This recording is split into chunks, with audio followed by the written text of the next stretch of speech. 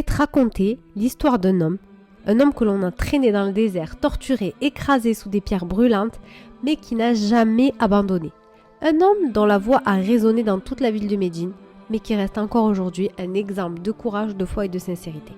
Donc si tu penses savoir de qui je parle, reste bien jusqu'à la fin et mets son nom en commentaire si tu l'as reconnu. Vous êtes prêts? Écoutez bien. Cet homme était esclave à la Mecque, dans un monde où la liberté n'avait pas sa place pour les opprimés. Mais un jour, il entend parler d'un homme, un prophète, qui prêchait l'unicité d'Allah. Il entend les paroles du prophète Mohammed sallallahu alayhi wa sallam et son cœur se serre. Il comprend la vérité, il accepte de suivre cette voie. Et malgré son statut, malgré tout ce qu'il subit, il reste ferme dans sa voie. Cet homme, pour sa foi, va traverser des épreuves terribles.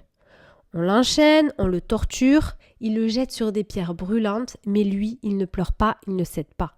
Il répète sans cesse une seule chose malgré tout. Ahad, Ahad. Un seul, un seul. Il continue malgré la douleur, malgré l'oppression. Il n'a que la foi.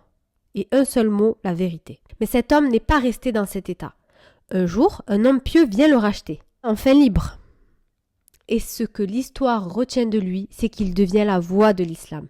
Il devient le premier à appeler à la prière, à inviter les croyants à se tourner vers Allah. Sa voix résonne dans tout Médine et chaque mot qu'il prononce est un rappel de la grandeur d'Allah. Après la mort du prophète sallallahu alayhi wa sallam, cet homme, dévasté, ne peut plus appeler à la prière. Il quitte même Médine. Mais un jour, il revient. Les compagnons lui demandent d'appeler à la prière une dernière fois. Il accepte. Et quand il le fait, toute la ville pleure, car sa voix, c'était un appel à l'amour, à la foi. Il ne vivait que pour Allah et il a laissé un héritage d'amour et de vérité. Cet homme n'a jamais été riche, n'a jamais été puissant dans le sens mondain, mais son nom reste gravé dans l'histoire. Alors si tu sais de qui je parle, mets son nom en commentaire et partage cette histoire pour qu'on se souvienne de cet homme qui malgré tout a changé l'histoire du monde. Si tu sais c'est qui, écris son nom. Merci d'avoir écouté, abonne-toi pour plus d'histoires. Assalamu alaikum.